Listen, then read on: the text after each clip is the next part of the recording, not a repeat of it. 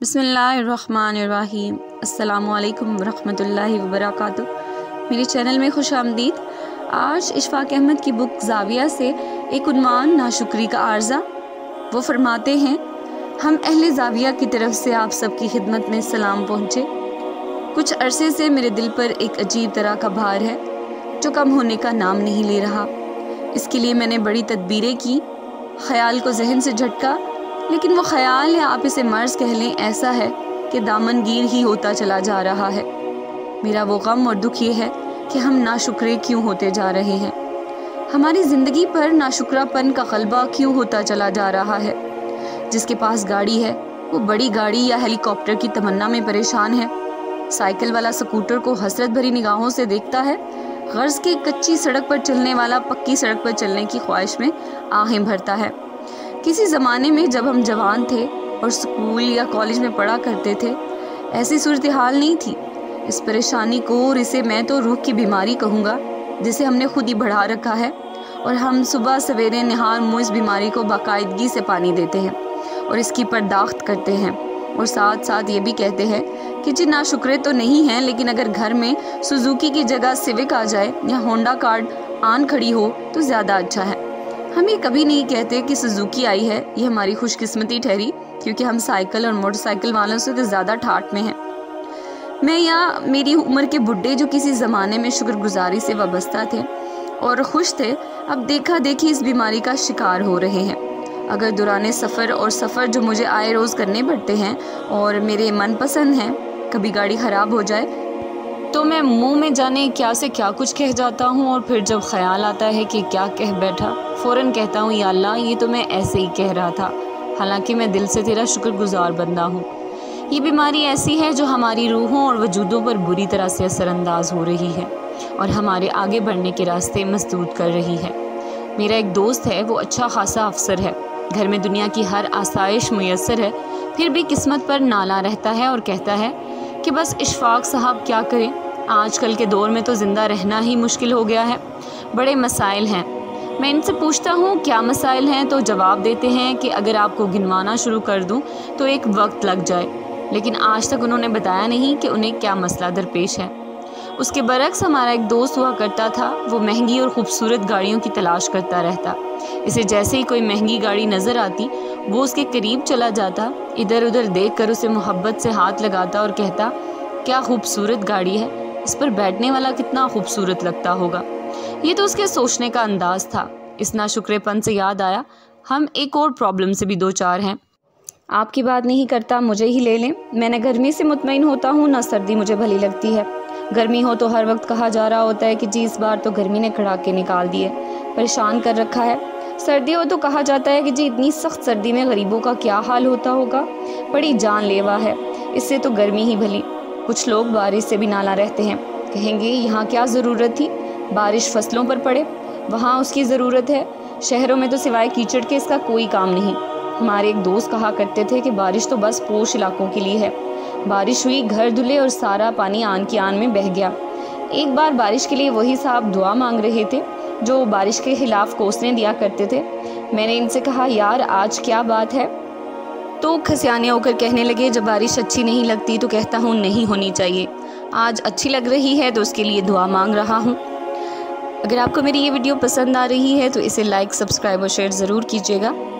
इशफाक साहब मज़ीद फरमाते हैं, ख़वातीनो हज़रात, ये सारी नाशुक्री की बातें हैं।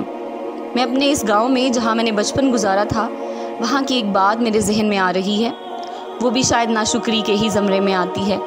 लेकिन जब मैं बच्चा था तो तब महसूस हुआ करता था। हमारे गांव में एक कराड़ होता था। ये कराड़ एक ज़ात है, उसके पास एक भैंस थी और भैंस का छोटा सा नन्हा बच्चा। जब वो बच्चा पैदा हुआ तो हम सब बच्चे बड़े चाव से इसे देखने गए। अब वो कराड़ क्या करता कि जब उसने भैंस का दूध दोहना होता या दूध दोहने का वक्त होता तो उसके बच्चे की रस्सी खोल देता। वो बच्चा झट से अपनी माँ के थनों से टकरे मारने लगता और ढूंढ ढांड के थन मुंह में डालकर दूध पीने लगता। अब जैसे ही वो कराड़ देखता कि भैंस के थनों में दूध भर गया है तो वो उसके बच्चे को ज़बरदस्ती खींचकर फिर बांध देता और ख़ुद बर्तन, जिसे डोनी कहते हैं, इसमें दूध दोहने लगता। उस वक्त तो हम इस सिचुएशन को देखकर एंजॉय करते थे, कि किस तरह बच्चे और करार में मुकाबला हो रहा है। लेकिन आज मैं कुछ बड़ा हो गया हूँ, मैं वो सारा वाक़या याद करके दुखी हो जाता हूँ। ख़वातीनो हज़रात, इस करार का वो अमल बेशक नाशुक्री और जुल्म पर मबनी था। वो भैंस के बच्चे से उसके हिस्से का भी दूध छीन लेता था।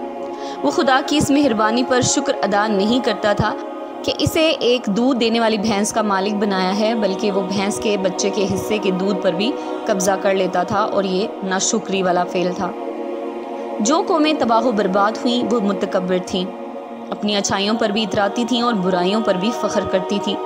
खुदा की नेमतों को अपनी मेहनत का सिला करार देती थीं। ये बात करने का मकसद किसी को डराना मकसूद नहीं, बल्कि आपको अपने आप को तनबीह करना मकसद है। आप ना सिर्फ अल्लाह की मेहरबानियों का शुक्र अदा किया करें, बल्कि जो आप पर कोई एहसान करे उसका शुक्रिया अदा किया करें। इससे मुआशरे के कई बिगाड़ ख़त्म हो सकते हैं।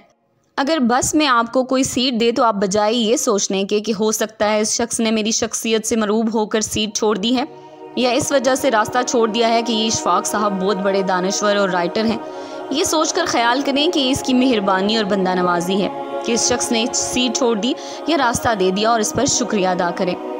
प्यारे बच्चों, अगर ये रिवायत डाल दी जाए, ना सिर्फ मोहब्बत के सिलसिले परवान चढ़ें, बल्कि कई एक मसाइल ख़त्म हो जाएं।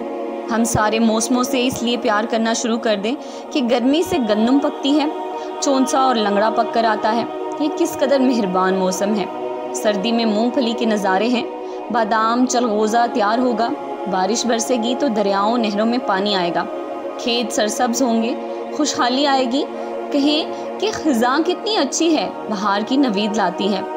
हम बजाय किसी बात को नेगेटिव लेने के पॉजिटिव लेना शुरू कर दें और आधे खाली दरिया को आधा भरा दरिया कहना शुरू कर दें, तो जो बेहतरी मुमकिन है वो हमारे कई मंसूबों और स्कीमों से भी नामुमकिन है। जब मैं इटली में दरसो तदरीस के लिए गया हुआ था तो वहाँ मेरे एक कलीग ने मुझे एक बड़ी खूबसूरत बात कही। वहाँ हम लाइब्रेरी में बैठे इन्हीं पॉजिटिव और नेगेटिव रुझान पर बात कर रहे थे। कहने लगा, इशफाक साहब, हमारा अंदाज़े फ़िक्र ठीक नहीं है, हर अच्छी भली चीज़ को भी बुरी बनाकर पेश करते हैं।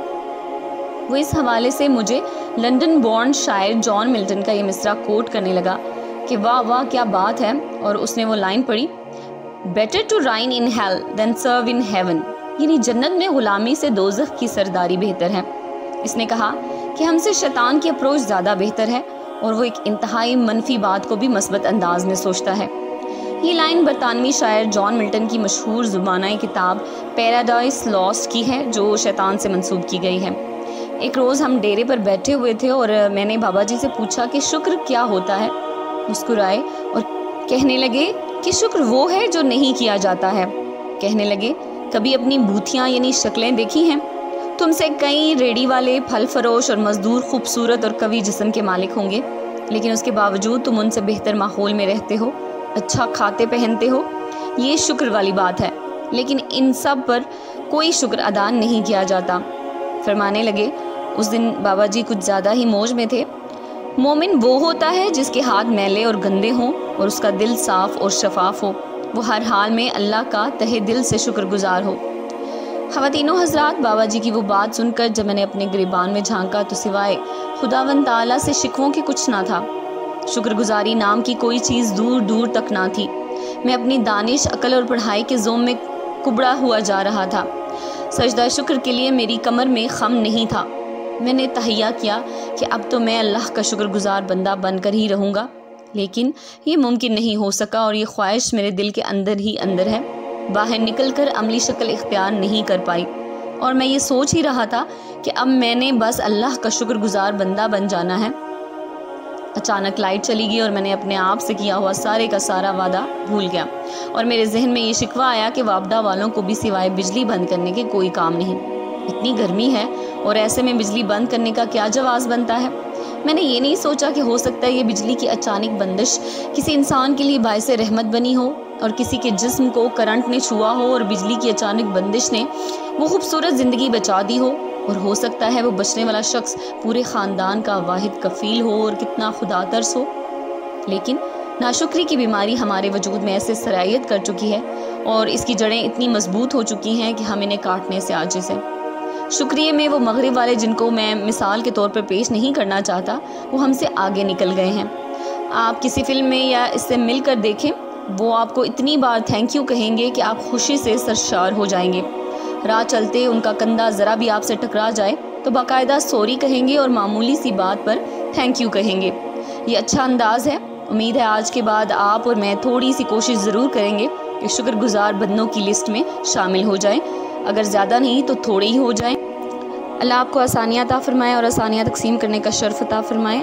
अल्लाह हाफ़िज़। अगर आपको मेरी ये वीडियो पसंद आई है तो इसे लाइक, सब्सक्राइब और शेयर ज़रूर कीजिएगा। और अगर आप चाहते हैं कि मैं मज़ीद इशफ़ाक़ अहमद साहब के टॉपिक्स लेकर आऊँ तो आप मुझे कमेंट बॉक्स में ज़रूर बताइएगा।